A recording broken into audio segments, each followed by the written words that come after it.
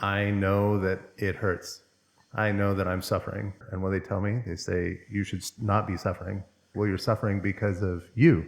Part of what I learned from my previous guru is like, don't follow a guru. Following a guru is toxic. I mean, if you are completely lost and you are harming yourself, I guess following someone that is guiding you to a place where you are able to listen and follow yourself, stop freaking following anyone else. Be inspired by everyone. Use that resonance and that inspiration to listen and follow yourself. There's ways of claiming that the thing I'm doing is one thing when it's actually something else. And so I can be in a space and I can claim that I'm actually here playing when what's actually going on is I'm here to get validation from my ego and my worthiness. In my world, two minds, one of them is where we live. The other one we have to develop a relationship with, which is part of this dance we're talking about. If I ignore that relationship, I do it at my peril. And if I embrace that relationship, everything gets better. So, welcome everybody. I'm Kirby. And then you look into this camera. Okay. You are? Loto Vazquez. Nice to see you guys. All right. And where are you from? I'm originally from Spain, now living here in Bali. And I'm from this planet, like you, probably. And I'm passionate about awakening my potential and helping others awaken them. And I think safety, psychological safety, is one of the master keys. And I met this amazing guy in one of his workshops and realized, wow, we are actually doing kind of the same, just with different names, approaches, life stories. Yeah, a lot of the same work. Every time I hear you speak, I'm like, I'm genuinely inspired because you are speaking about things that I've been exploring for a couple of decades at least, and you are using a different approach, but you are touching nuances that is quite rare to hear anyone touching those nuances. Thank you. And once they are touched in a solid, consistent way, it helps people, in my perception, relax, feel hope, and feel excitement about that level of mastery. While when it looks too complicated and too weird and too impossible, people just give up and try to go through life, even if they are suffering through life, instead of really finding a way to really master themselves and be genuinely safe and healthy, and then unleashing their potential and give their gifts to the world. I totally agree. Like earlier in my path, earlier in my journey, I was in that same space, and it's like, I know that it hurts. I know that I'm suffering. And then I read this book or I watch this video or whatever, and what they tell me, they say, you should not be suffering. I'm like, yeah, like I know that I should not be suffering.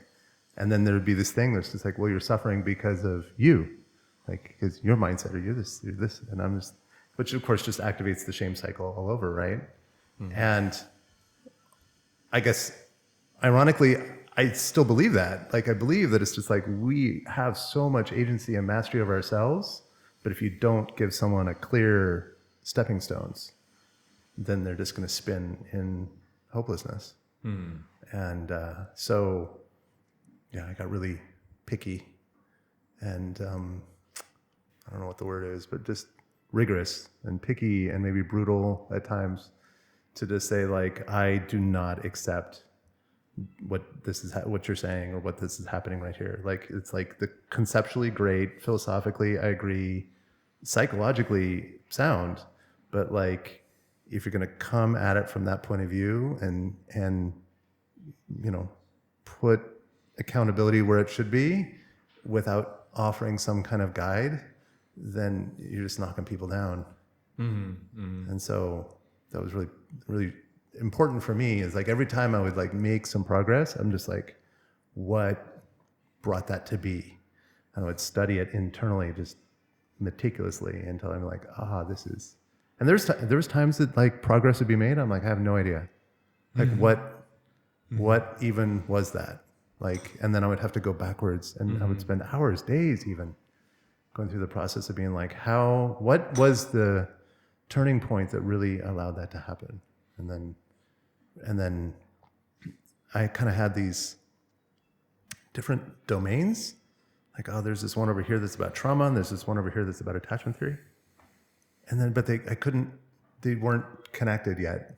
And it was actually only 2 years ago or so that I started finding the pieces that allowed me to knit them together. And that's where the two mind method was born. It was just like, oh, I'm onto it. I'm onto something here that is the weaving together of these people that do deep research, but they're so deep in their particular domain, they're not talking to each other.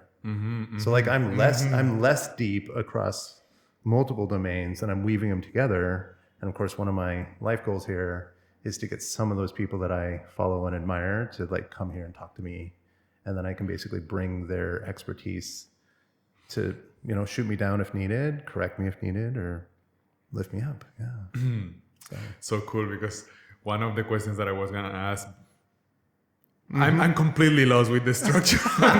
There is no structure. Hopefully the editing will help. But so at the beginning we were speaking about your background. Yeah. And my next question was gonna be, so how is this software development career and skill and service that you are providing connected to the Two Mind method and your deep dive into emotional mastery? And now you already answered it. It's like you found two systems that they weren't talking to each other, like two apps that are old and new, not talking to each other, and you have found a bridge. And so there you go. I think you are a bridger. I'll accept that. Yeah. And it's exciting. I mean, earlier when we're setting all this stuff up, you know, you're asking me if like I enjoy this process of setting up the lights and the cameras and whatever. And I do, because it's like problem solving, it's puzzling stuff. It's like there's a bunch of moving parts, and there's these points where it just seems like everything is so overwhelming, beyond, like so much is happening, which is just like real life, right? And it's like, can I find a safe harbor? Can I find something solid that I can latch onto? And it's just like, okay, you know, it might be this is happy and that's not. It might be this is, you know, enough light and that's not. This is the right shutter speed, that's not, right? And you can grasp onto something and be like, okay, we know this is true. Now what? Now can we find one more thing that's also true? And then we hunt around and we say, okay, that's true. And then be like, okay, now we can put those two together. And it's like, now we've got us. It's kind of like, if you know anything about chemistry, it's like kind of the crystal lattice idea, is that one by itself is whatever, it's just one, right? And then two, and then you can create a line, and you're like, okay, now they're connected. But then you create three, now you've got a triangle, and the triangle is now very rigid on one plane.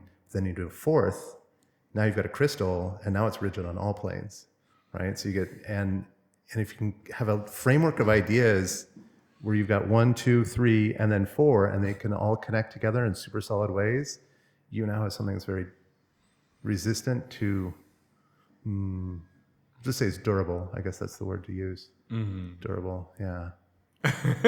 Yeah. Love it. Also, what's coming to my mind was that how you call your method the Two Mind method. Yeah. So again, is these two things that you are connecting. So again, yeah, in my mind, this bridge metaphor really works for the service that you are bringing. And maybe with those two minds, maybe I'm not sure, I'm improvising here, but maybe there is 2 points that are solid in what I have discovered, and they can connect to those 2 points, and we can have a square that is a really solid figure that is durable and really insanely useful to the people. To everyone. I hope so. Watching. Okay, so tell us a little bit about yourself. Last time you told me that you spent a lot of time as a monk. And what brought you to that place where you said, yeah, that's what I'm going to do? It's really interesting because it's kind of like, again, different backgrounds and stories. And then we have arrived to a really similar conclusion and approach to how to master being a human or emotional mastery. So my story really briefly is that I was bullied when I was a little kid, like based on research, 1 out of 3 humans.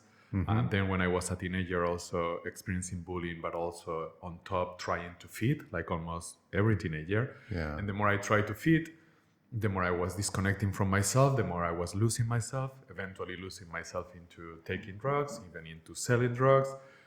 That was from 13 to 16 years old. When I'm 16, my mom kind of saved my life by even knowing half of what I was doing, but knowing enough to realize that wasn't healthy, sustainable, decides to send me 10,000 kilometers away. My mom is also radical and passionate like I am. From near Barcelona in Spain to near Cordoba in Argentina.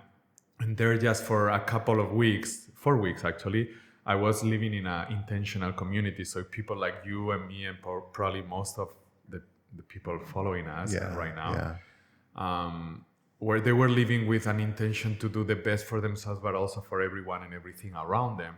And just that level of higher psychological safety, that lower level of judgment and expectations of me behaving in a particular way, gave me the space to relax, to release tension. Also, I think I received like dozens of holistic therapies in just that those few weeks, so that helped a lot as well. And suddenly I had this spontaneous awakening, or in terms of Abraham Maslow, a spontaneous peak experience, being in the zone, being in flow for just a couple of seconds. But in those couple of seconds, 4 things happened in my brain. One, I remember that was normal when I was a little kid. When I was a little kid, that was almost every day, multiple times per day. Second, that nothing has changed in the last few minutes. Things have changed in the last few weeks, but in the last few minutes, nothing has changed. And suddenly I was, instead of trying to survive, trying to feed, trying to understand this world that didn't fully make sense, at least for me, and I think for many, many people, I was just in bliss. I was just like, like in this bubble of well-being and this wave of well-being rushing through me. And also the third thing was, I bet if I really focus on this, I really try, I can master this and make this normal. And if I master this, I'm gonna share everyone, because everyone needs to know. Yeah. That was 25 years ago. Every day of my entire life, even when I was still a teenager and still I got drunk, even in those days, at least for the few minutes that I was saying enough, I was exploring this, and I've been exploring this and sharing this the best I've been able since then. And that led me to study philosophy instead of engineering or other things. Philosophy, which is in a way engineering rigor of thinking, so things can make sense. Instead of leaping and just trusting that things are gonna make sense or work, no, actually being rigorous enough to be like, why this should work, why this should lead from here to here. It's also bridging worlds in a way. Then when I finished the degree in philosophy in Barcelona again, I flew back to Argentina because it was the place where I had that awakening and many of these really useful experiences. And I connected with this practice of meditation that was super, super simple. That was like, wow, I have never experienced something so simple that brings me back to this bliss and this presence as much.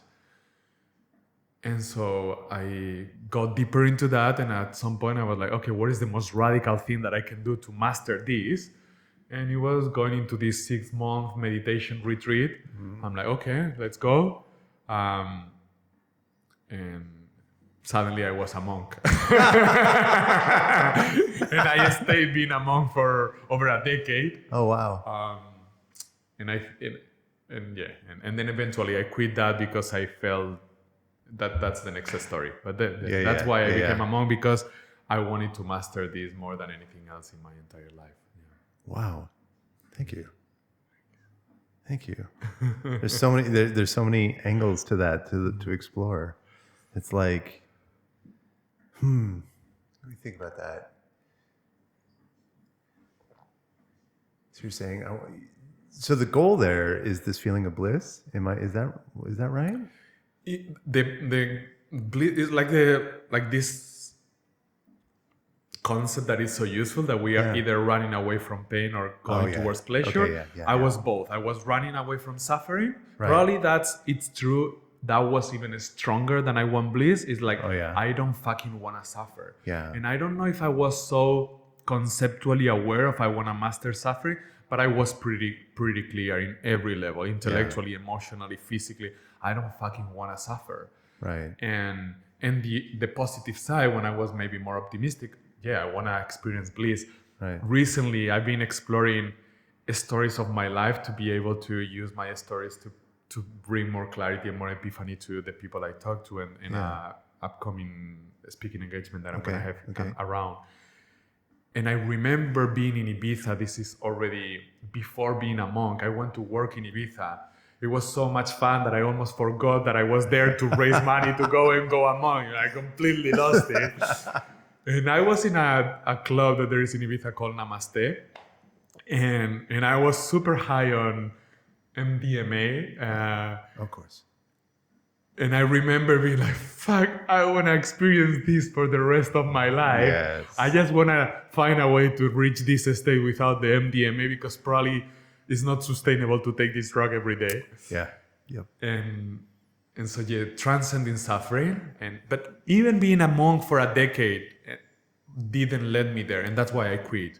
Yeah. Yeah, I think I told you, but I was in front of a camera about to shoot a video to inspire people Oh, yeah. to experience more bliss, more fullness, and beyond suffering. And I started crying in front of the camera. Beautiful. Because I realized, yes, it's honest because I'm doing my best, but it's I'm a hypocrite as well. Oh, yeah. In a level because I'm trying to teach something that I haven't mastered fully. I'm a freaking monk. I'm still suffering at least around once a month because I touch a level of pain, a level of trauma, and this is our common theme, where I actually haven't mastered it. Freaking a decade of freaking a monk. What else there is more radical than being a monk? I don't know yet. I haven't found a way to not get trapped into that pain and suffer. And so that led me to realize, wow, actually, when I don't feel free, is because I'm actually afraid to do what feels right, what feels intuitively the right thing. I feel that I don't have enough power. It's like this strong dark force saying, no, you can. It's going to be even worse, possibly, if you go that way, was stronger than my certainty and my trust that I could cross that bridge. Exactly. And then I'm like, okay, I need to master fear. And then I went into that rabbit hole of mastering fear. I discovered that it was actually about mastering pain. That fear was just a lead to protect me to experience a level of pain that my system believed I wasn't able to handle without suffering. So it will keep me away from those experiences that were painful, which basically is my trauma, which basically come all of them or almost 100% of them from 0 to 7 years old. Yep. Maybe also from other lifetimes. But anyway, in the 0 to 7, they get reactivated.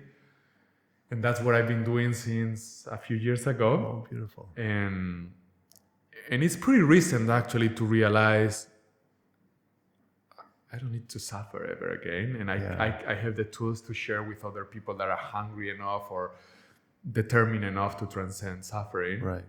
Instead of being freaking 10 years as a monk, in a couple of months as a human that is passionate and living a purposeful, intentional life. Yeah. Yeah. The thing you describe about basically there's this fear inside, and the fear is protecting me from a perceived pain, right? It may not even be a real pain, just a perception, a certainty, a belief that pain is going to come, right? If we stay on this path, if we stay on this course of action, there's going to be some kind of pain. We won't call it pain, we'll call it discomfort. So it's going to be this discomfort if I keep walking this path. Okay, so then the brain starts activating all these stress hormones and various other things, and it will push those up to the point that it will circumvent or overpower this conscious mind that we have. And what you're talking about there is really a birthplace of the two mind method. Is that that's why I picked that name, is because it's just this is so fundamental and everyone can relate to it. People come to my classes all the time. There's what is this all about? And I start describing, it's just like, you have, whoever you are, you have had times where you lose it. And it's like you go into some kind of primal activating response to whatever it is. Maybe you're angry, maybe you're terrified, maybe you're euphoric, whatever.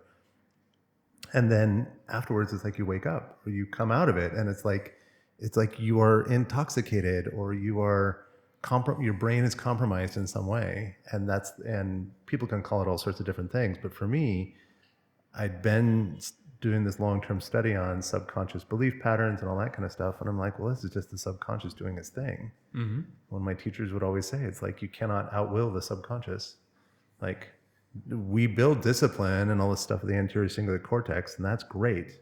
But it's like, if the threat is perceived to be big enough, we will lose. 100%. Mm-hmm. And it's just like, there's no way, if that's a guarantee, if we say that that's 100% of the time that we will lose if we have a real serious showdown with the subconscious, well, then that sounds like it's something different than me. I mean, it's still me. It's still an aspect of me, right? But it's like, in this particular way, you can think of a person as two different entities. Mm-hmm. There's a calm, regulated, rational, forward-thinking, blah, blah, blah. There's my conscious mind, and then I've got the subconscious mind that is operating on a different paradigm. There's a different set of priorities, different set of goals, oftentimes. Mm-hmm. And I'm just like, okay, sounds like there's two people in there. Then do I want to call it the two people method? No, doesn't work. So to my method, and really part of that's because I just went to I went online to an AI, like a logo generator, and the logo that I used, that was the first thing it spit out. And I'm like, that's perfect. Uh-huh. There was a little key in the middle, and I was just like, okay, now and then the name came, and I was like, oh, it all fits. But you're right. It's this. I spent a good portion of time avoiding suffering and figuring out ways to circumvent it. And I like those tools, but now I kind of stand on it in a different space. The place I stand now is that it's like, what would it be like to intentionally stand in the face of suffering and say, I know it's coming. I know that this discomfort is coming. And I know why it's coming, and I know why I'm standing here, and I'm not turning away, and I'm not deviating from course. Like I imagine this, like standing on the mountaintop on the cliffs of Dover, whatever, and the storm is coming from the ocean, big black lightning and everything else. And it's like, I stand here in the face of the storm, and I know it's coming, and I know I'm going to be uncomfortable, and I know I'm going to suffer, but I choose to anyway. And that to me was like another, I'm not saying you're wrong, I'm just saying that, like, on my path, that was like another kind of like blossoming of a flower. And I wouldn't even say I'm that good at it yet, but the principle is so enthralling, so exciting. Like, I'm sitting here and I'm sharing this idea with people, and I can kind of feel them get buzzing, this kind of buzzing excitement energy about it. Because it's like, when we're in that place where we believe this is happening to me, this is being done to me, where I'm on the victim side of the equation, then people lose all their power, they get hopeless, their excitement goes away. But when you can sit there with a person and say, no, like learn these skills, and we will teach you how to stand there on the mountaintop in the face of the storm and be like, choose this. Like, I choose to have this conversation with my toxic ex. I choose to have this interaction with this person that I know is a raging narcissist. I choose to take this test. I choose to lift these weights. I choose to whatever, right? I choose to do this rep. And like when I'm working with people a lot, I have them go through reps. So it's just like, a rep is basically intentionally stepping towards discomfort. Find the discomfort. Find the worst discomfort that you're capable of. Go stand as close as you can without losing it. As close as you can before the subconscious hijacks. Get that, and you should be buzzing. You should be buzzing with uncomfortable, threatening adrenaline energy. And then go home. and then go back to safety. And every time you do that, I believe, every time you do that, your brain learns, I can do that. Totally. It's exactly it. Yeah. And then, I don't know, for me, that changed everything. Like even all the stuff I'd done with like figuring out ways to minimize suffering, which for me was apathy, honestly. Like when I realized that in my world anyway, all suffering came from application of meaning, the reason I'm suffering in this situation is because I believe X means Y. I believe that if a woman looks at me like that, it means this. I believe if a man raises his voice at me like this, it means that. I believe that if I stand here and I'm not fashionable and people laugh at me, it's going to mean the, right? And like I started finding, again, my engineer inside, finding all these if-then, true-false statements that it's like, and I realized that like, for me, my brain was automatically applying all this meaning to things constantly. And I was like, okay, well, if that's the way it works, then what happens if I just erase the meaning and just go like, and it's like, this means nothing. It's like, wow, if that really means nothing, then I'm not gonna care. And sure enough, I didn't care. And then I built that skill for a while, and it was just like, oh, something show up, and I'd feel these little tendrils of suffering arise. I just get out the little magic eraser, and I just erase the meaning out of it. It's like, it's just a thing that's happening. This is just a person that's yelling. This is just a whatever person doing a thing or situation doing a whatever. And it's just like, literally like total, complete, I do not give a fuck about anything. And sure enough, all the suffering just goes whoosh, whoosh, whoosh away. And I'm just like wandering through life, just being like bouncing off of stuff. And I was just like, I just really did not care. But the consequence of that, I'm just like, great, I found it. Like I figured out how I'm sharing my life. I'm not not condemning your journey at all. I'm just sharing because I'm interested in your perspective on this. Is that I go through, then I'm bouncing through life, just bouncing off of different stimulus, just being like, whatever. And even there'd be times that my body would react to something. I'm just like, oh, whatever. Doesn't mean anything. It's just an organic system, just doing the thing that an organic system does. And then I'd like go to bed and I'd sleep peacefully and I'd wake up and I'd eat the food that I was eating. And it was really hard to have goals. Really, really hard to create any kind of goal, because as soon as I create a goal, I'm just like, well, if I'm going to create a goal, that means I have to care about it. I have to there has to be a right and wrong. If I'm going to step towards that goal, that means there's a step that's towards it and there's a step away from it. Suddenly, my steps have meaning. Erase that. I'm just going to walk in any direction I want. And then my goals, okay. Obviously, the goals bring about suffering. That is attachment. It was a very interesting experiment. I did it for probably a year, and it was just a very, very interesting experiment. And I really don't know what to say about it. I'm not going to recommend anybody else do that. But yeah, I'm curious about your perspective on that. There is like more than 10 things that are super meaningful and possible avenues to explore with what you said. But let's see. So first thing that comes is that when I talk about suffering, I don't talk about the experience of pain or discomfort. Okay. I talk about being trapped in the discomfort. And I guess it's a matter of defining and agreeing in the way we I appreciate the fact. So pain is pain, and I can't avoid. I don't think I can avoid to experience pain and discomfort.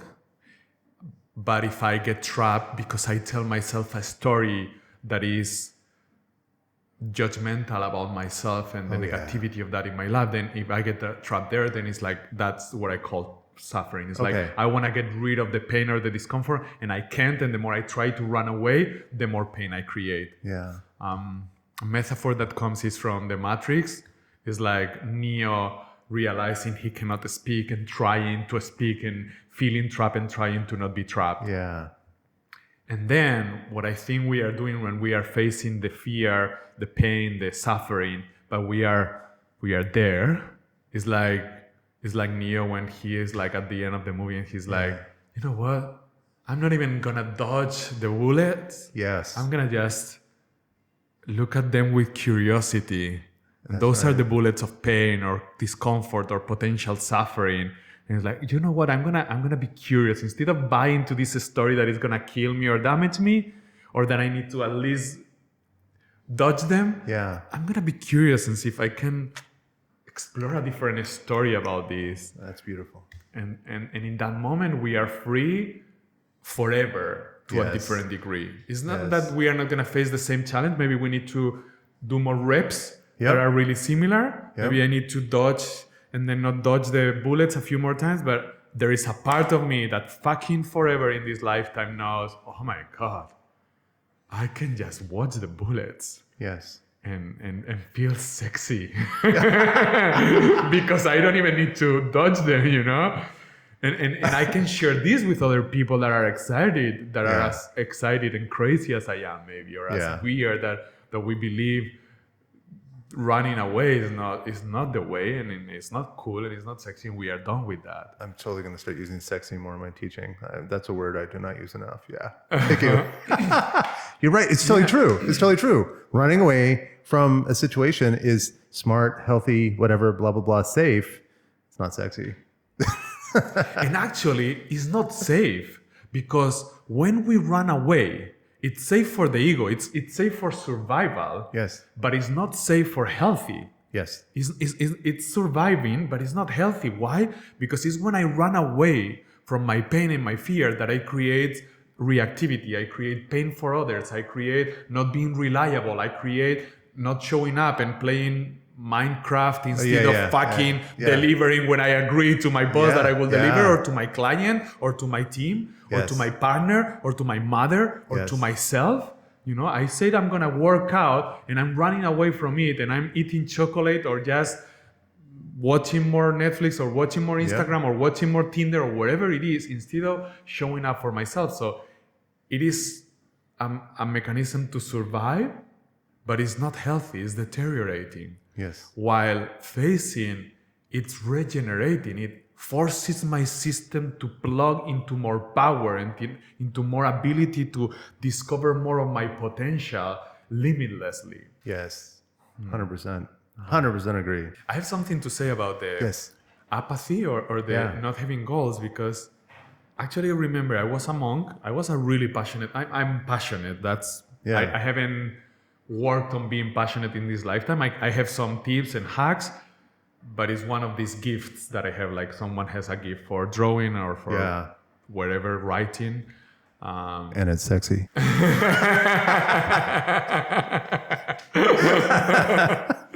But I remember being this passionate monk, teaching more than almost any other of the monks in my organization. And I remember reading an article about how meditation could lead to apathy. And I was triggered. I was like, what are you saying? Don't say any shit about meditation is the only way. At least the right meditation, which is the one that I practice and teach. Yeah. But it was compelling, actually. That was why I was triggered. It was saying, if you just meditate, if you just contemplate, you can be unplugged from having goals. And if you don't have goals, you are not eager, you are not driven. For sure, I have distinguished between desires and attachment. So attachment creates suffering. If I believe I need this in order to be happy or to be safe or to be okay or to be loved, then I'm gonna suffer, guaranteed. Right.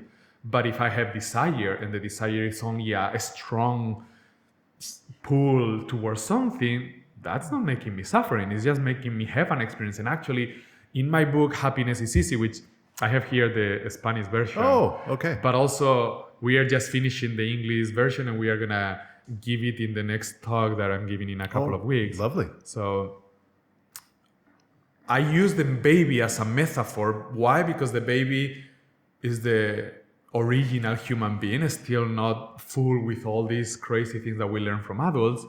And the baby is full of desire, is full of this impulse, natural impulse to explore his thumb, explore his big toe, Yep. explore the keys, explore freaking anything, and put it Yeah. in his mouth. Yeah. So that exploration and that desire to know, it's part of our nature, even before we are fucked up. Yes. So it's true, just letting go of desire can bring to apathy, but we don't need to let go of desire, and we don't need to let go of goals. But it is this slippery fine line that I believe probably less than 2% of humanity, even among the really successful, both in the outside and really mindful, I think only less than 2% of humans are really nailing how to be really driven so we can enjoy this passion and this exploration and excitement and at the same time really easily stay in bliss and stay in peace. Yeah. So I think that's a powerful topic to explore. I agree with you. Because like, I mean, in that journey that I was talking about, I mean, it went on for a year or whatever it was. And I realized that it was like, I had all these times where I'd be sitting in some kind of social group and then talking to other human beings. And it was just this weird way that like my brain was perceiving that like the thread that is common in all this conversation and all the communication that's happening between me and another human being, the thread that's common is people talking about their suffering. They're talking about what bothers them, talking about what pisses them off, they're talking about like blah, blah, blah, complaining about their boss or girlfriend or whatever. And I was just like, I just had this weird point at one point that I was just like, if I want to interact with other human beings, I have to come back. I have to go reconnect with that part of me that was hurting. And I was just like, because I'm kind of lonely. And then I was like, oh, what is that? What am I making mean about that? And then I get the magic eraser and I erase the meaning of loneliness. And then I'm just like, and I just sit there, doing whatever I was doing. Anyway, the conclusion I came to is that it's like, I don't want to be on that path. I don't want to be on this path. It's like so apathetic, right? And later on, I started studying Taoism, and Taoism also brings us very easily to a place of apathy, in the sense that like Taoism's a little bit different in the sense it's not quite apathy as it is just like this deep trust, and that one I can get behind. This deep down primal. I don't know how to. It's deeper than conscious thought, but there's this embodiment is a word that people use a lot, right? But it's this like resonant embodiment trust that the universe is working correctly. And everything that we see, witness, think, feel, whatever, is unveiling at exactly the speed that it needs to unveil. And Krishnamurti would talk about what is the purpose of a flower? That's a great question he asks. And then who's the other one? I forget who the other one was, but this, what a beautiful, powerful question. Isn't it? Yeah. What is the purpose of a flower? It's like, pow. Anyway, I could talk about Krishnamurti all day, but this idea that like you plant a seed and like sometimes you don't even know what the seed is, right? Because, 100 million years of humanity planting seeds and, not even knowing sometimes. Anyway, but you plant the seed, you can't reach and grab the little sprout and be like, go faster, right? It just doesn't work. Like nature unveils at the speed that nature unveils. And if you grab it and try to make it move faster or slower or whatever, you're just going to be suffering. Yeah. So Taoism in that way helped me in the sense that it kind of took this experiment I'd already done, and kind of reshaped it into this place where it's just like, what happens if we just trust that whatever's happening is happening at exactly the right speed and exactly the right way. And then you have to smash right into this wall that's like, you mean the way this person treated me was the right way? This complete destruction of a marriage or relationship or love or whatever, like that was the right unveiling? Oh, come on, F you. Like, I don't want to believe that. But you sit with it long enough and eventually you're like, oh yeah, it's actually, that's totally right. like if I had stayed in that place that I was so attached to, I wouldn't be where I am. And where I am right now, I like. And it's just like, and then you time and distance from our pain gives us more and more perspective on them, and it's like, oh yeah. So anyway, yeah, I love it. I love it. So tell me about this book. I actually didn't know that you've written a book. I'm curious about this. If we can shift, if you have anything more to say about that, we can continue. So many things. But I think we need like 40 podcasts. So maybe actually this should become one of the first chapters of the ongoing podcast. I'm happy with that. Yeah, like I'm sitting here and there is this weird sense of being a bit high. Yeah. Because of talking about presence. Talking about presence brings presence. Talking about presence, the field of endless potentiality or endless potential, magic, whatever word we use to speak about this experience where nothing is wrong and everything is curiosity and unfoldment and good in which way we'll see, but good for sure brings more of that awareness. And I think even more the self-awareness that we are that. Yes. Which is maybe more Advaita Vedanta, which is the meditation that I practice, and maybe the ultimate expression of self-mastery, maybe. But anyway, I'm here sitting with this sense of subtle high and being like, this guy is a mirror. Like, I don't know freaking anyone in this planet that has such a similar approach and where you have arrived than you. I have people that I have trained myself and they are now in a similar place with their own flavor. Part of what I learned from my previous guru is like, don't follow a guru. Following a guru is toxic. I mean, if you are completely lost and you are harming yourself, I guess following someone that is guiding you to a place where you are able to listen and follow yourself, that's probably healthy, and probably that's why religions were useful for centuries, and maybe it's useful still for some people. But as soon as you can listen and follow yourself, stop freaking following anyone else. Be inspired by everyone, by every baby, every woman, every man, every non-binary, every human, animal, plant, flower, star, and yet only use that resonance and that inspiration to listen and follow yourself. Yeah. Why I was getting there? Okay, my guru told me. Well, it was resonance. I'm a mirror. That's what you're saying. Yeah. So that the people that I have the honor to have train or mentor, and they are really in an amazing experience similar to mine in their own way. Yeah, it's in their own way. It's not a copy of me. But regardless, besides them, I don't know anyone else who have arrived to such a comprehensive 360 clarity on this. And it's so cool also precisely because of the different path that we have that have led us here. Really, really excited. Well, because you've walked a path that I've been curious about, and I've never had, we'll just say I've never had the guts or input, whatever. It's not been the path that I've chosen. The few times where I'm just like, oh, maybe I'll start a Vipassana thing, or I mean, I have done meditation and I've done various forms, whatever. But it's like you've gone deep in a place that I was always curious about, but I never quite jumped into that pool. I'd kind of be just like looking at it from a distance, being like, maybe that's in my future. I don't know. But now you've done it, and I'm like, okay, this is cool.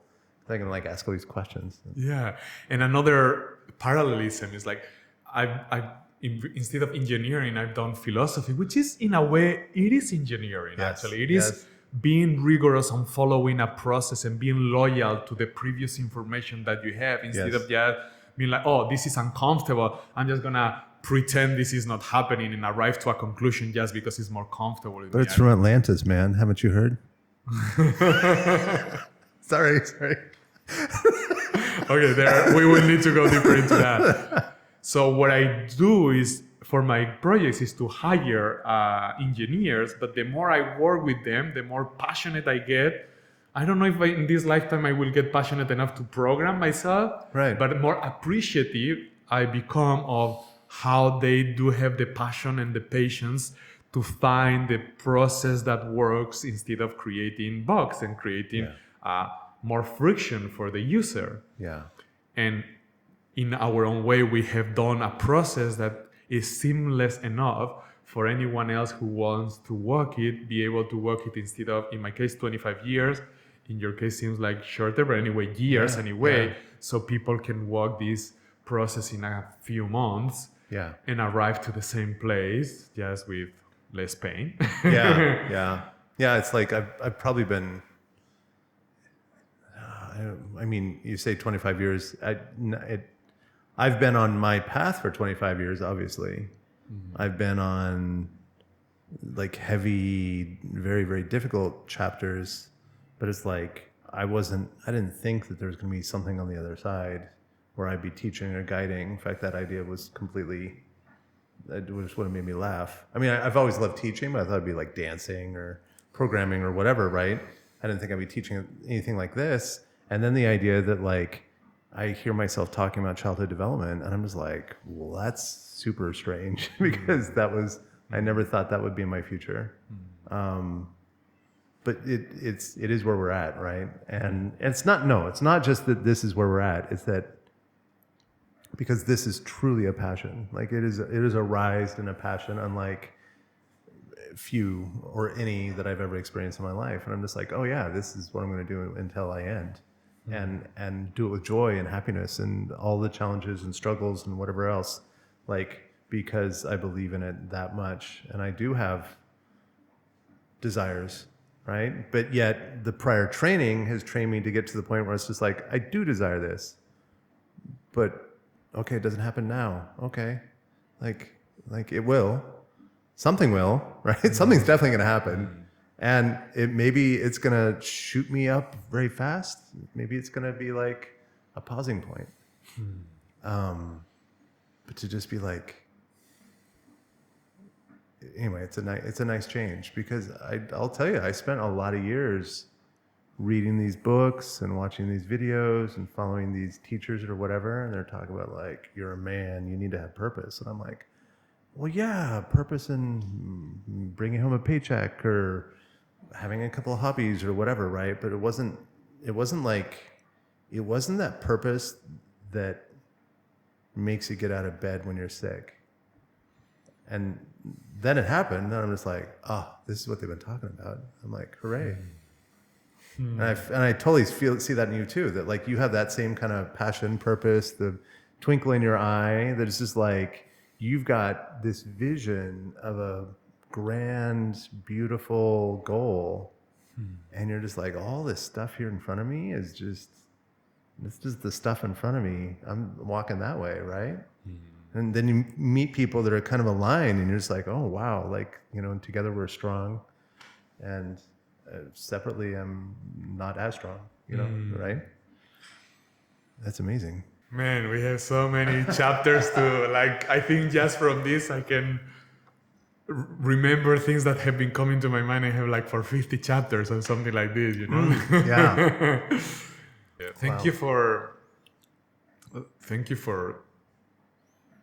being designed like this by the universe in a way. Going back to the flower, thank you for being the type of flower that you are and the type of seed that you are that has a sprout in this way and have flowered in this way. And being in this place where, because of the type of, this is getting too romantic. Bromance begins.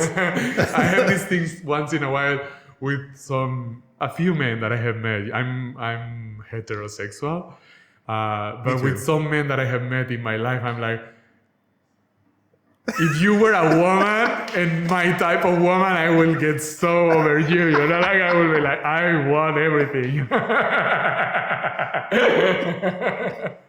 Well, we are new, bud. Good news, bad news, I don't know. Yeah. All right. Thank you for the flat. Yeah. Okay. Yeah, I'm hetero too. Sorry. But yeah, like if you were a fair lass, I would, that voice, that accent, yeah, I'd be like,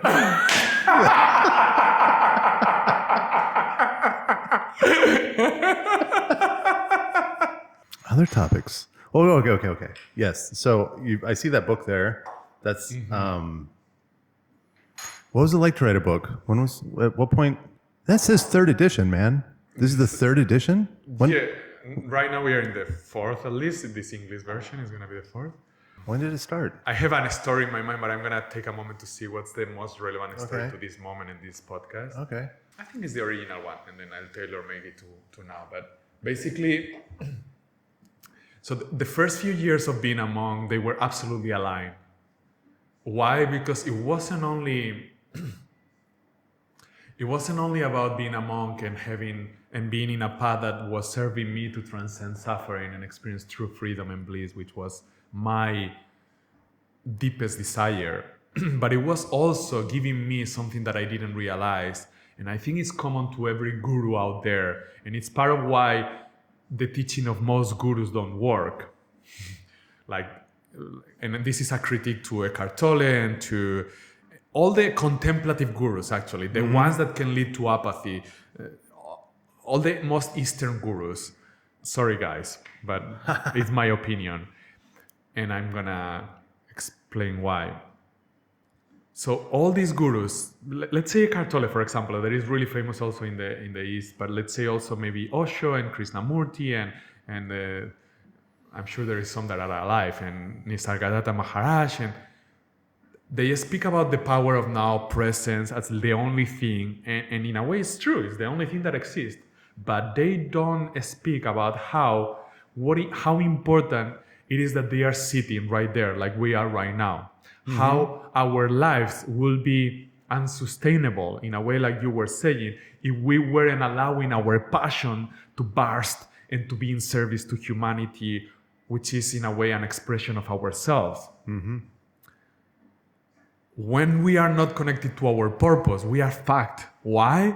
Because we are humans, we are not nothingness. Yes, we are consciousness, but we are consciousness in this body, and we are in this body not to just be consciousness in a cave. If not, we wouldn't need this body.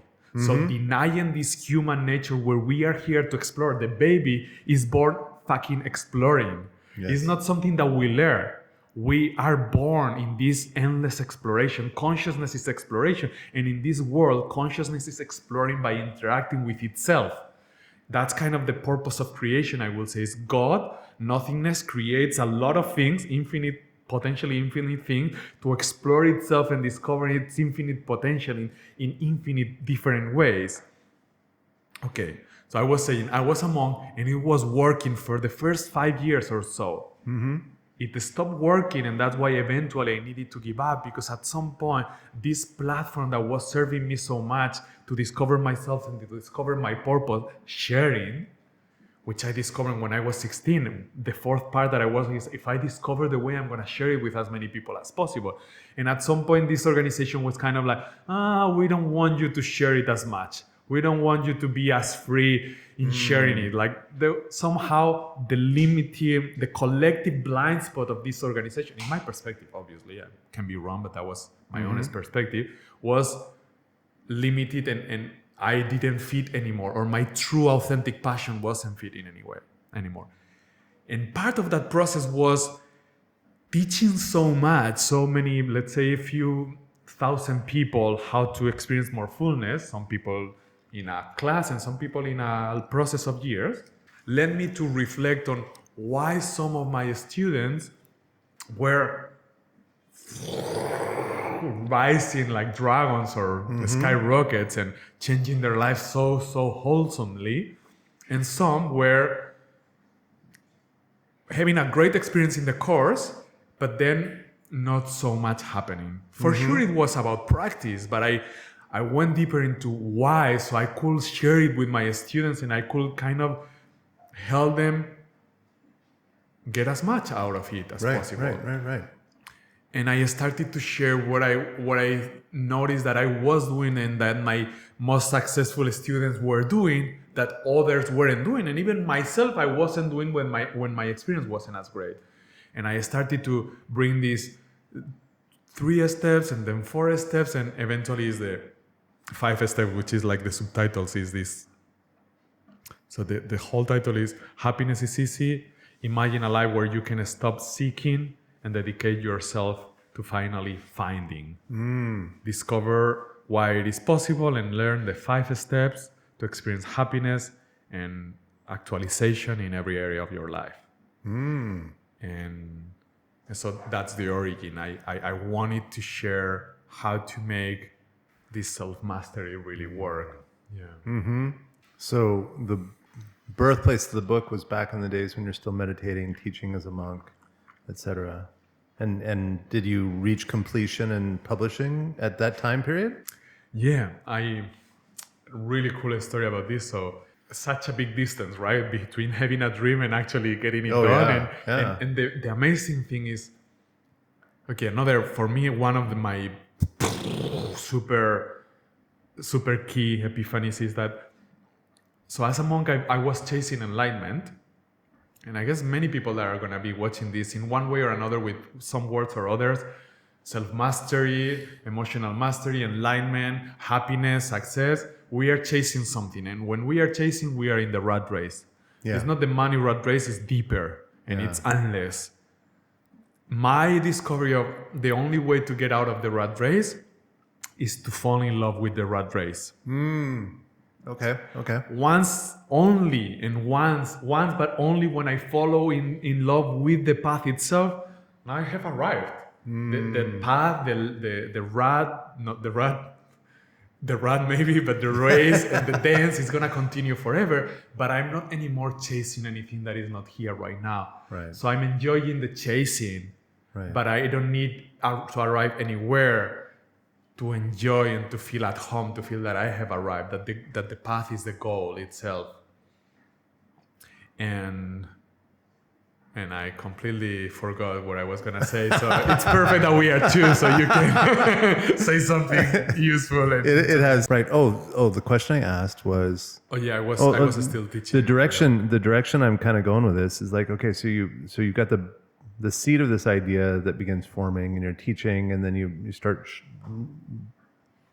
reducing it down, distilling it down to like 5 steps or 5 goals or 5 whatever. And then you're like, okay, I am going through this transformation and I'm thinking about not being a monk anymore and I'm going to move on and I'm going to go do the other things. But now you've got this book that was like this key, the book is like, it's my baby. It's an expression of my thoughts and feelings, my philosophy on life. And then you go through this transformation and then the book is not left behind. The book is now with you 3 editions or 4 editions later. And so it's like, that's interesting. Right? That's interesting because I think what we would expect to see is like, if you're in this deep meditative practice or wrapped up in this cult or whatever, that like when you step out of it, like the things that you authored at that time period will be left behind. That's the story we usually hear. Now, the fact that that's not the case, I'm like, tell me more. So part of where I connecting it to this falling in love with the rat race, and then it stops being a rat race and it becomes a dragon race or a unicorn race. Okay. Where it's a unicorn tree where we are discovering our baby. The metaphor that I use for, so Nietzsche uses the metaphor of the camel, the lion, and the kid as a metaphor of 3 stages of humans where we are like the camel will be the sheep following the status quo. The lion is the rebel saying no to the status quo, but he says there is a superior human, which is the kid, that it's a holy say yes to life in Nietzsche's words. And I use a parallelism with that as a baby adult. So we are like babies, completely present, innocent, passionate, going for discovery all the time, just like adults that can take care of ourselves, so we can set a clear boundary when we need it, and we can learn everything that we want, and we can have sex, which is a really cool thing. Part of the beauty, I think, of my path that I'm thankful, but I do agree, every seed and a flower and every path is perfect. And we finally get enlightened or liberated when we realize that we can love the path exactly as it is. And then it stops being a curse and it becomes a blessing. The same thing, it's the same thing, but different perspective, different story that we are telling ourselves goes from fear to excitement, from curse to blessing. And part of my blessing is that I discovered my purpose when I was 16. And since then, that led me to literally get out of drugs. Some of the friends that I had got in jail, mad out of too many drugs. One of the guys at least is dead. And for me, it's been an epic journey of challenges, but challenges aligned with myself. So it was aligned because I became a monk to be free. I stopped being a monk to be free. And the book keeps speaking about freedom. I still learn from the book when I reread it, like I'm doing right now to do this English translation. For me, it's like I still need to master all of those things. I have mastered them more than ever before, but they are timeless. And yet there is other things, more nuances, more connected to what we have so in common, this work with trauma, that is not covered in the book. But the book talks about something key, that is self-judgment. It's really the entry key to suffering and hell. If you dissolve that key from your life, then it's impossible to suffer. And how to, again, change our story from a story of there is something wrong to the story that there is something right. And lately, actually, connected to this baby adult, connected also with the clown, which is such a powerful personal spiritual growth avenue, like many, many others. I'm exploring, remembering that I can be a kid and treat others like kids. Instead of like I'm an adult and treating others like adults. Like this, I feel that in being an adult, there is a part that it's guarded, that is like I need to stay strong and make sure that others notice, and I perceive other people also doing the same. Remembering that I'm a kid, even if I have a bigger body, hopefully a bit sexier than when I was a kid. big issue for me, the sexiness, everything for me. That I'm a kid and that I can treat others as a kid, so I can be unguarded and treat other people like unguarded. And of course, if in a moment I need to be really clear and strong, I can be. But I don't need to use that almost never. And actually, if I'm not guarded, probably I need to use it even less, because I'm going to create opportunities of experiencing that less and less and less. And I can feel like my nervous system relaxes more. And that even now, and just naming it, like a different dimension opens, where there is more openness, more life is good. And it's part of this idea that is attributed to Einstein of, am I living in a threatening universe or in a friendly universe? And I think it's not even that there is nothing wrong and nothing right. No, I think everything is right. Everything is for the best of everything. Right. Yeah, there's a couple of psychologists out there. I think Gabor Mate talks about this, and it might be Bessel van der Kolk, and it's probably Peter Levine, maybe.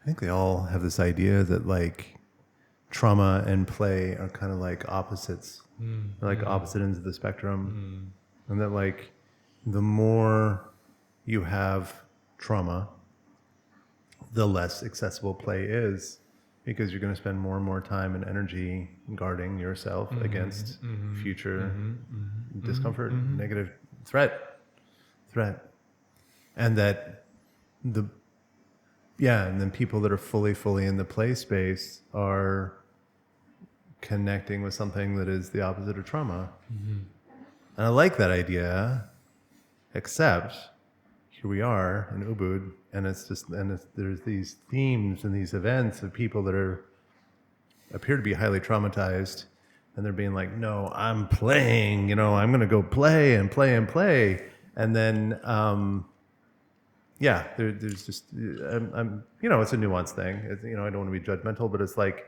I just feel like there's ways of, this is what it is. Damn, because this is what it always is. There's ways of claiming that the thing I'm doing is one thing when it's actually something else. And so I can be in a space and I can claim that I'm actually here playing, when what's actually going on is I'm here to get validation from my ego and my worthiness. I'm here to feel desirable or love or whatever, right? And of course, it's not going to be 100%, but there's some in there, right? I don't know, it's so tricky that way. And it's like, I want to be in this place where it's just like accept everyone at face value and to say all things are good and right, but it's just like, it's, I guess guarded is an accurate word for what goes on here inside my brain, is walking into spaces where if a person is curious and exploring, great. I'm like, that's cool. I feel safe. Let's go explore together. Let's challenge each other, kind of like what we're doing here. But when a person shows up, would be like, I've got the right answer, and I'm going to make sure I put it in your head. And now we're in a different dynamic, and for me, that doesn't feel safe anymore. And I found that a lot in spiritual communities. It's this. I'm weaving this together in real time as I'm talking to you. There's people that will get an idea, like someone will come and say, this is the right answer, or this is the answer to your pain or trauma or whatever, and they'll grab onto it. They have a good experience. Like,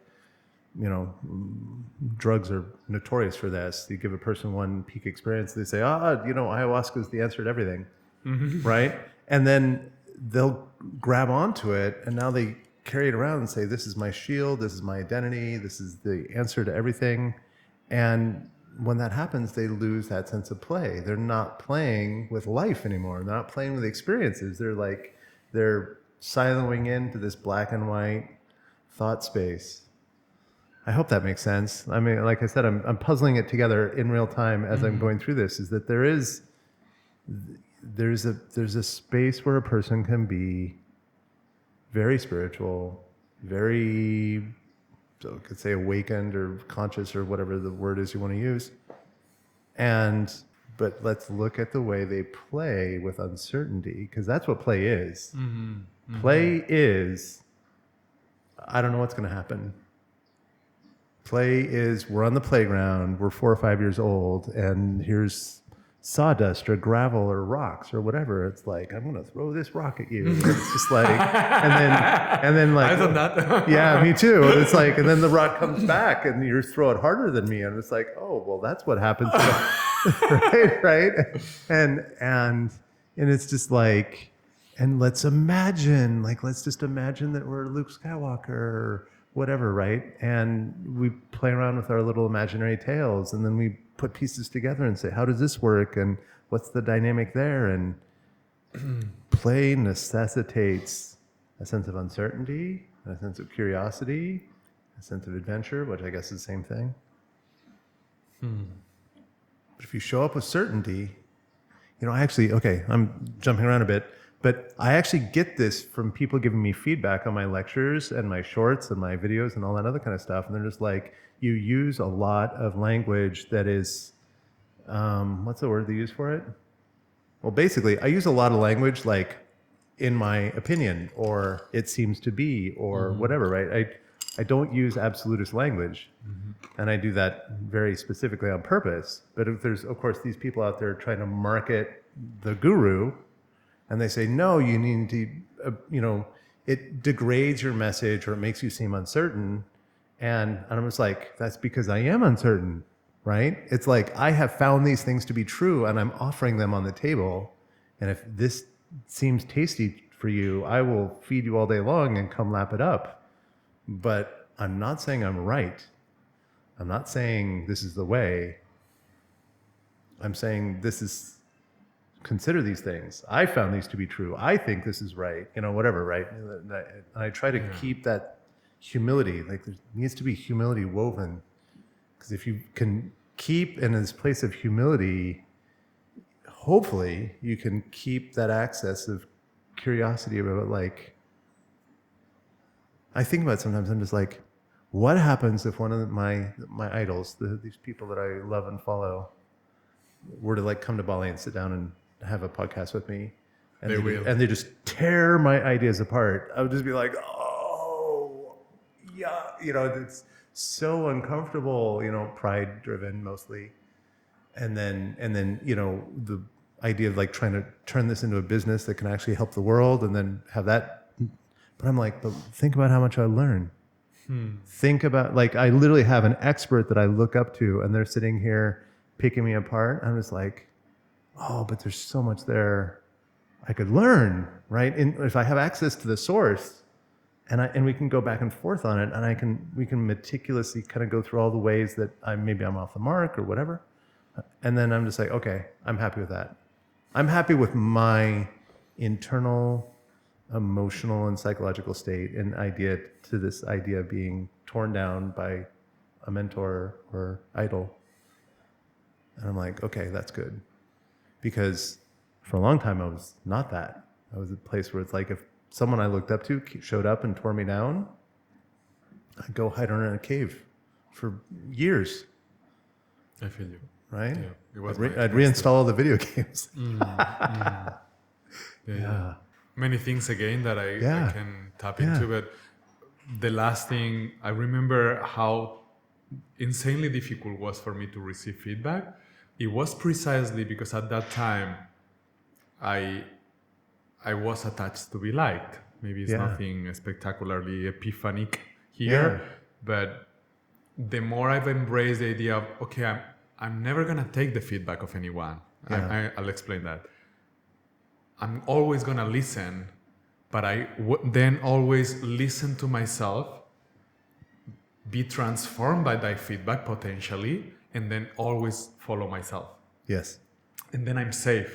But before, because I had this framework where I will try to be liked by embracing their opinion, it was terrible. It's what did inside of my mind, because it was really showing me how I didn't have enough self-love and enough self-trust to actually be true to myself, which is one of the master keys to freedom in my experience. Well, and that's a total callback to your years of being bullied, right? You said you're bullied for a period of time, and then you go into the pleaser mode, where it's like, let me adopt the things that I think they want, so that they will then approve and like me and give me validation. And yeah, that's the way we work. That's the way humans work. Yeah. And then also, what you are mentioning about speaking in my world, in my opinion, in my experience, I hope that I use that as well quite a bit. Yeah, I will say, unless they are really where you want to be, that feedback of that doesn't sound confident is not really valuable. Yeah. But anyway, I think the policy of I will hear the feedback and then I will always listen and follow myself, that's the only way. I think also we are in the path of co-creating a different and better thought leadership ecosystem as well, where thought leaders don't need to pretend they know. They can just be like more scientific, which is the science keeps being strong because the method is based on I don't know. Exactly. That's actually science. This is a hypothesis.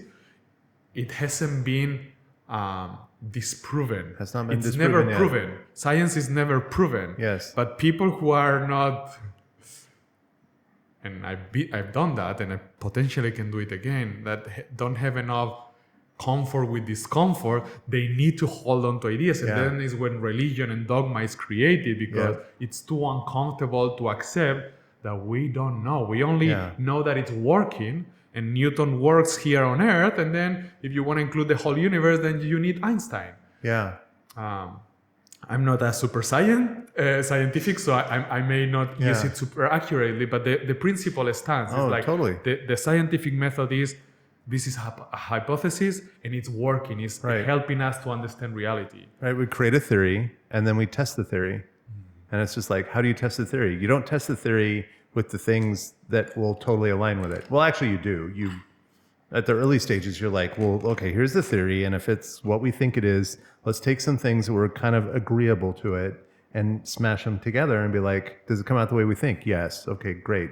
Now let's take it with stuff that would be hostile or degrading to the theory or disproving to the theory. Let's smash those together and see if it falls apart. And if it endures the strong tests, that's where I use the term durable. It's like, it's a durable theory. It's not proven. It's just withstood a couple of hurricanes. It's like, okay, it's a durable house when it's still standing after a couple of hurricanes. Great. It's like, but I'm one man, we're two guys, we have a small fleet of people here and whatever. It's like, you can only test limited manpower, human power only allows you to test theories so much. And this is where academia comes in, and they kind of they do it at a very high level. And of course, that's my dream of the future. My dream of the future is to actually have some studies long term, get academia involved, that actually take these theories and test them in the sense that it's like we don't actually know what the underlying system process is, but we have this format, a method of training and self-awareness. And if we can get people to this point, whatever this point is, and then we say, what's the life like of the children, which we've talked about a couple times. And then, 18 years later, we say, was there a noticeable difference in these lives? And they say, yes. And that's great. Great. Now we know that much. We don't know what caused it. We've got theories. We've got ideas. It fits, blah, blah, blah. These pieces fit together. But the specific thing that caused it, we don't know. We may never know. That's okay. But if you create a strong enough test, you can get some very, very good. You can get some very strong conclusions. Good tests, strong conclusions in that tiny little domain. Doesn't apply to everything, but that little thing. Yeah. And still that humbleness still applies, and that curiosity that is common to the baby and the scientist still applies, which is it hasn't been proven to be wrong, but it will never be proven to be right. Yeah. And that's beautiful. That's back to this play and maybe back to these people arriving to the idea I already have the answer. I want to say that I've been guilty of that. Same. I think that's why it's so important also to be exposed to the perspective of others. And it's really cool and really fun to be with you because we align so much. Yeah. And at the same time, it's really healthy for me as well to be exposed to other people that are exploring in different way and to challenge my own perspective with their opinion. Right. And back to the game and Yes. to playing and to being a kid and at the same time being with trauma, I do think there is something really powerful. But I'm still exploring it right now. As I said, I've been exploring the last couple of days, also in the past, but now it's renewing to explore this clown, to explore this attitude of I'm a kid and other people are a kid. And again, I'm just saying it and it feels like, so good. So that's for me a first test. This feels good. But I do think it's a dance between both. I do think it's really powerful to, if I want to be enlightened or if I want to feel like a kid, have that intention to feel enlightened or to feel like a kid or to feel that I don't need to defend, to feel that I'm already healed and that I can play. And at the same time be really, really honest and accept, oh wow, now I feel trauma rising. Now I need to deal with this. Here I think again is intertwined with why it's so important to have desires and not only be contemplative, because the more strong and the bigger and the wilder is my desire, the more it's going to require more of my potential to be unleashed, and therefore the more it's going to require whatever level of trauma or limiting belief or a story it's storage inside of me to come up so I can transmute it into a different story where it's safe to play that big. For example, now I want to change the status quo of humanity from I take actions based on what's good to me to everyone in humanity taking every decision based on what is best for everything that exists. That's my biggest dream, to really co-lead together with many others that are going in that direction, whether they call it that way or different. So in order to play that big and to play with the biggest player, I need to go through all the limiting stories inside of my mind saying, that's too big, who you think you are, that's not gonna happen, you only have left 50 years if you keep yourself really, really, really healthy and nothing crazy kills you before, it's not gonna happen. And I need to play and dance with those stories and be excited and fall in love with the process. So the bigger the dream, the bigger or the deeper the traumas are gonna rise and the ongoing healing. And again, that's why it's important to fall in love with the process. So I go from a rat race to a unicorn trip. That turns in first time I play with it, but I like it. Unicorn trip, yeah. Wow. Yeah. Like I feel something arising inside me, and like ideas based upon they're connected to and reacting to what you just said. And I might go on a little bit of rant here, but especially since it's long form. But all right, so of course you know that I have a very specific definition of trauma, and it's a little bit different than mainstream. But like, so I'll just trauma, in my opinion, is nothing more than a moment where we learned a lesson. Trauma is a lesson learned. It was a big lesson. It was a big lesson in a critical moment, Okay. right? And what we learned in that moment is that this thing is threatening, whatever this is. Whatever the stimulus was, that is terrifying. Well, threatening, right? Unsafe will be another Well, word? yeah, unsafe. Like it's going to be judged as unsafe, and when it's unsafe, our threat detector, which is the amygdala, would determine that that's a threat, and then it attaches a bunch of emotional significance to it, and then it stores it, and then the next thing that happens is we sleep. When we sleep, the threat or the pattern of unsafety is then reduced down to core principles, core pattern, probably encoded in the cerebellum, and then it basically becomes like a habit. Okay, so trauma could be restated to say it is a fear habit. And habits can't be unlearned. They can be overwritten. Well, they can't even be overwritten. What they can do is you can learn whatever the stimulus was that created the fear and the threat response. We can learn, we'll just start with the assumption that we can't unlearn that. But what we can do is we can learn a new lesson that goes alongside it. Same stimulus, but I'm safe. So we say, I don't know, whatever, I'm swimming in the ocean and I feel a nibble at my foot, and then I come out and someone says, oh, well, there's sharks swimming around, and now I'm terrified of the ocean, right? And so then I never touch water again. I never, well, then what I can do in the future is I can actually find a place where I go into water, a swimming pool starting, and then be like, I swim, and it's like I come out, it's like, look, I was swimming in water, I'm safe. Just the tactical sensation of being in water and getting out, and I'm safe. Okay, now we turn up the volume and we go to a lake. And then we'll say, now I'm swimming in a lake. And it's just like, and I go through all the fear, and then I come out, and now I've learned I can swim this far, I can get this close, and eventually I move on and on and on, and pretty soon I'm I go to a place where the ocean, where sharks don't have they don't swim there, right? And then, or the water's too shallow or whatever, right? And be like, look, I can get in the ocean, it's salt water, it's the temperature. We're trying to recreate as many tactical sensations as the moment of trauma. We're trying to recreate as many of those as possible, and then create a moment where you can return to safety. And then that's a rep, and you do that as many times as you need. And now you've got dozens, hundreds, thousands of lessons that go right next to that one that say, same stimulus, but we came out totally safe. Not only did we come out totally safe, we came out safe and we were in control of the whole dynamic. And we chose to go there. All sorts of good things happen.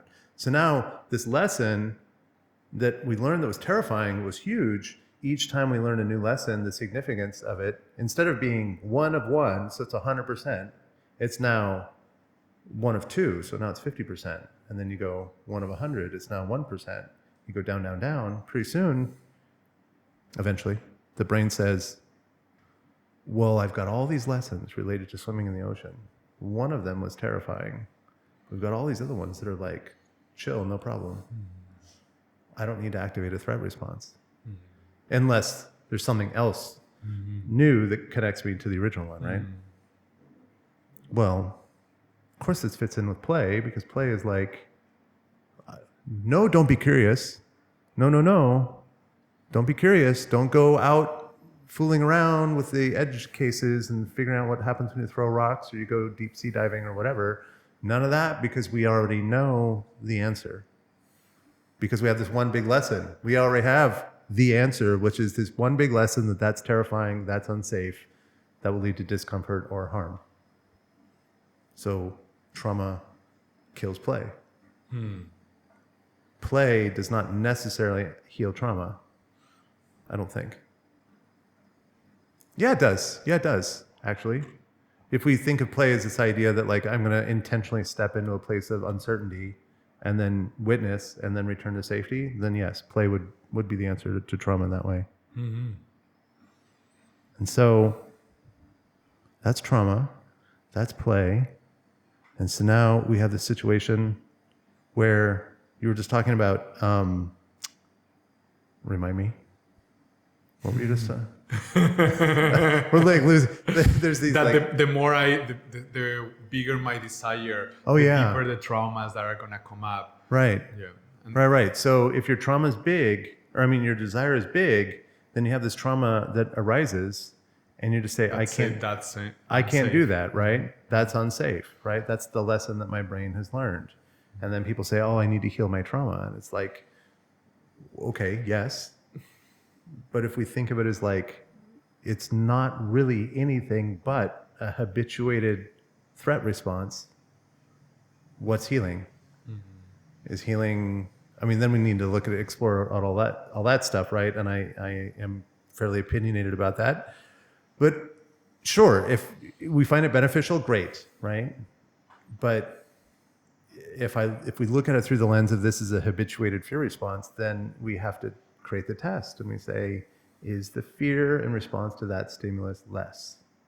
And that actually leads to a question I want to ask you earlier. If we loop around and we come to a place in your adult life, whatever age you are right now, in your adult life, and then someone comes at you with demeanor, energy, words that feel like bullying, what happens? What happens to you in that moment? If you have an adult come at you the way that they came at you when you were 7, right now, yeah, I'm gonna yeah, really let it be. Before, something that is coming is like, you guys, are you liking this? And would you like us to have more episodes? sure they do. And something that is also coming to my mind is like, we definitely can shoot like 10 or 20 in Yeah. one go. But I'm thinking like maybe even creating 20-minute clips. So it's like something that can be consumed, or even less than 20 minutes. But anyway, back to Right. continuing this. If you get bullied this- now, So the first thing that I'm noticing is that I'm more curious than defending myself. yeah, I remember a few months ago I was in Copañan, and I've been for the last few years. Now I'm in the process of finding a partner to co-create a life together. But before this period, I've been exploring polyamory for many years. We yeah. kind of talked a little about it, and there is so much learning in that. And I remember that at some point I was sharing with a friend that when I was approaching a woman that I felt attracted to, and I wanted to see if it was mutual, I was feeling more curious about will I be rejected or not than afraid of being rejected. Like the thrill of let's see what happens was more exciting than fearful. And again, fear and excitement seem to be basically the same physiological experience or chemical experience, just with a different story attached. Yep, One is yep. something is gonna go wrong, and the other one is something is gonna go right. And because, similar to what you say about the water, because I have tested the water so many times, I have come close to a woman that I liked hundreds of times, I came to a moment like, actually nothing goes wrong ever. You know, the worst case is she doesn't feel like interacting, but now I'm better at reading that and being, you prefer to be alone now, right? And sometimes they will say, yes, thank you for noticing. Sometimes once I went to a woman and she's like, you know what? I'm in a mushroom trip right now, so I don't think it's a good moment. Okay, but that still was a really cool experience. yeah, So basically, with the possibility of bullying, I feel curious. I can feel also some tension arising, but still something empowering. Also because I also tested the waters enough to realize I am powerful. yes, I am a kid because I believe is better for my health and for my relationships and for my success and my high performance. And yet I'm a kid with a pretty strong body and a pretty strong voice and a pretty intense energy if I need to. So I can also, I don't know if bully back is the expression, but I can be really clear. Your approach to me is not welcome. Yeah.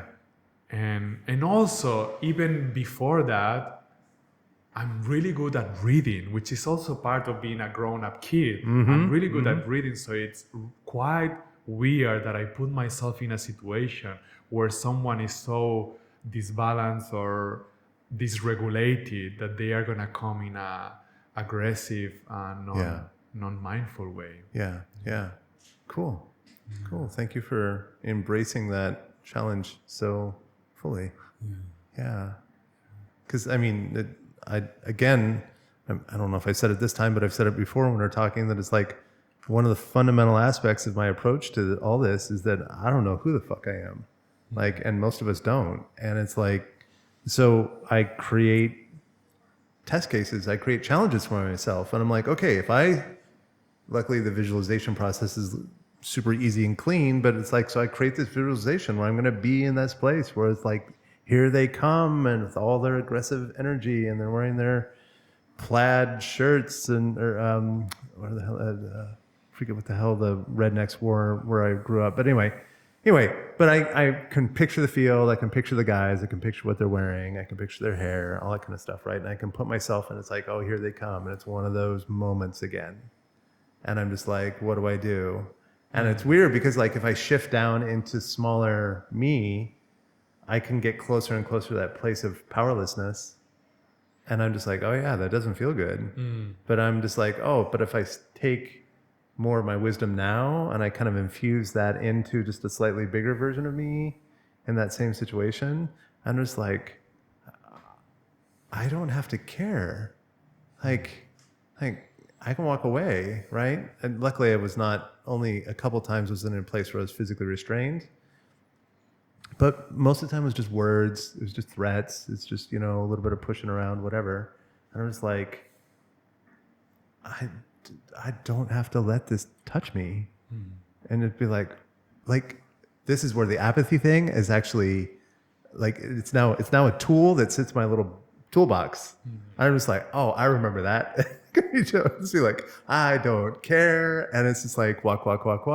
And people are like, blah, blah, blah, blah, blah, blah. And I'm just like, they're nothing but hairless apes making noise. And that tool has helped me so many times, and I've shared it with several others, but it's just like, what happens if you just close your eyes and you imagine this mother that's yelling at you is just a chimpanzee hanging in wherever the chimpanzees live. It's right in the middle of Africa.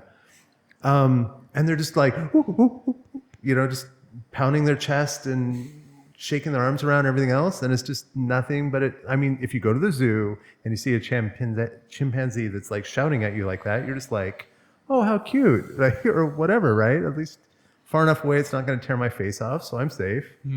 No problem. And like, what happens if I can take that picture and attach it to my aggressor or my family member or the person who's shouting at me, or my bully, or whatever?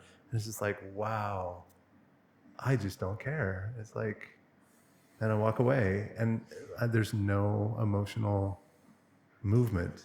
And I'm like, I did all that with nothing more than a perspective shift. Whoa. So, recap.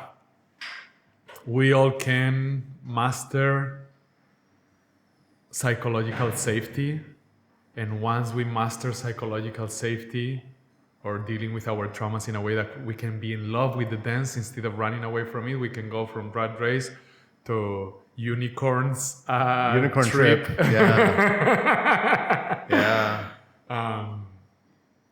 Yeah, I think that's it. In the way I'm explaining it lately to the people I work with, is like, first we need to master that psychological safety, and then we can master falling in love with life. Yeah. And it's not two period. Like we can do both, because every time we are in safety, we can explore this play. Yeah. and enjoying that and start mastering and empowering ourselves in that arena. And yet it will never stay solid until we master this, because play will disappear no matter the context if we feel unsafe. Yeah. And in playing, unsafety, trauma is going to come up.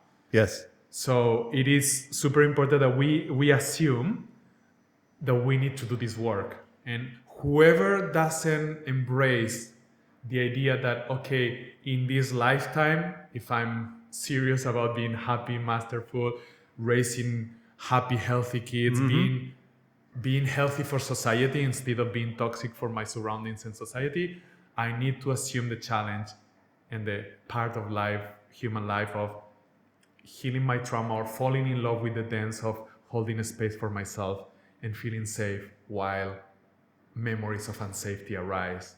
If you don't want to embrace that, I cannot dance with you more than, hi, how are you?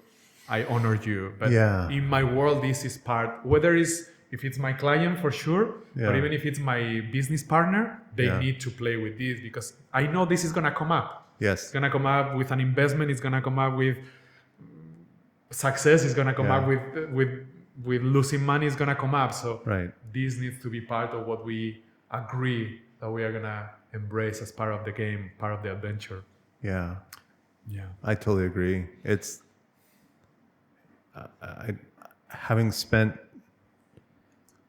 so many years learning about attachment theory and trauma and just relationships and boundaries and self-love, and I mean the list goes on and on and on, and I'm spending all this time learning about things, just being like, somewhere in all this is, all these people say this is an answer, all these people say this is the path I need to walk, these are the skills I need to have, and in a lot of ways they're right, but like when it started, all of it started was filtering through my brain and distilling down into like core. And I just realized, I'm like, oh, this is just all about fear. This is all just about like, there's things that I'm terrified of. Some part of me is terrified of. Even like my conscious brain might be like, that's no big deal. Like you say, like walking up to some woman and just being like, okay, we can have a talk. Like nothing's going to happen. That's no big deal. Well, that's one of my minds. There is two minds. And then the other mind is down there being like, no, this is terrifying, because if she looks at me the wrong way, or judges me, or, treats, reacts with disgust or whatever, we're going to feel horrible. Right. And then and now I'm in this, who even knows what's going on there? Now I'm in this discussion, this inner discussion that I have with my two brains, my two minds. And I'm just like, hey, little guy, like, why is that so threatening? Like, you don't know this person. She doesn't have any meaning in my life. There should not, but it's just like, but if she's pretty, we want her approval. And I'm like, okay, I hear you. Anyway, so I'm still working on that one. But just, the principle of that, just saying that, like, in my world, two minds, one of them is where we live. The other one we have to develop a relationship with, which is part of this dance we're talking about. And if I ignore that relationship, I do it at my peril. And if I embrace that relationship, everything gets better. Everything gets better. I gain more power, I gain more agency, I gain more freedom, everything gets better. Become more sexy. Yeah, totally. Totally get more sexy. Which is the real goal. Point. That's the real goal of all of this.